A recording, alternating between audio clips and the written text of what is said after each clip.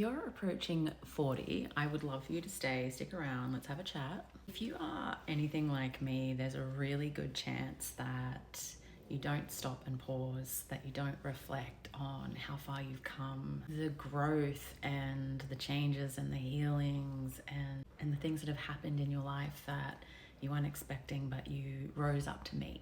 I have spent such a significant amount of my life at war with myself, at war with my body, at war with my mind, never truly seeing myself as someone valuable or interesting or lovable or desirable, like any of the things. I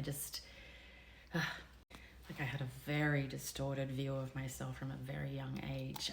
When I hit 19, I was like, I cannot be feeling this heavy for the rest of my life. I cannot be feeling this sad for the rest of my life. I think I've properly ever acknowledged myself for doing that because I did it in secret. I was embarrassed, I was ashamed, I felt like there was something inherently wrong with me from a very young age. If you can relate, my heart hurts for you, but also I love you. I put myself through therapy, I got to a really good place, I fell in love with a woman when I was 20 and that changed my whole fucking life. And you know, as much as I'm grateful for a lot of what happened with her, she also created a lot of trauma in my body and I allowed it. But I was just in this constant state of healing myself, fixing myself, trying to like dredge up all the stuff that was weighing me down.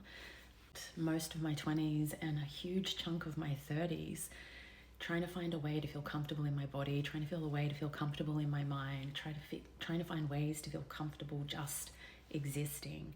And the idea of loving myself was so foreign and so far off that it was like, I just want to feel like I can exist comfortably in this world. At about like 34 or something started to shift in me and I was like, I want more than this. I have so many dreams and goals and I'm doing myself such a disservice. But again, I found myself in these relationship dynamics that constantly distracted me. This is for another video another day, but I was constantly trying to fix and heal myself in response to these situations that I was choosing that I hadn't yet healed.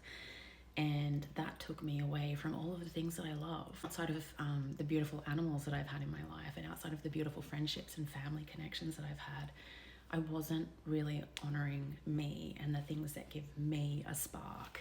And if that's you too, again, biggest hug. I'm at a really different point in my life and I'm starting to feel like I have the space to breathe and I have the space to experiment and I have the space to explore.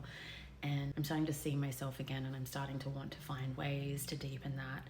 And as I am 39, which feels like such a fucking wild thing to say, but I am 39 and I'm approaching 40 and I feel like I'm really ready to back myself. I've decided that I'm going to start doing lists of 39 things. I don't know what this looks like really.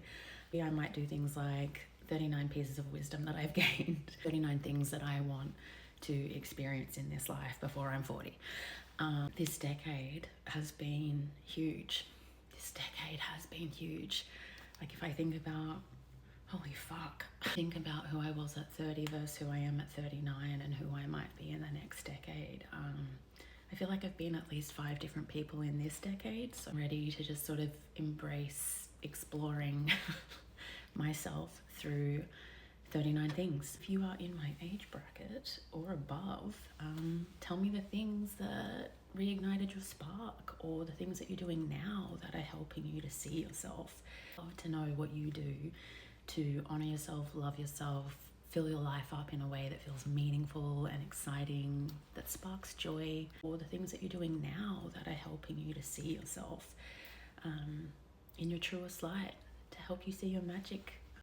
I think we all need to see ourselves in our true light. I love you. Join the journey. I would love that.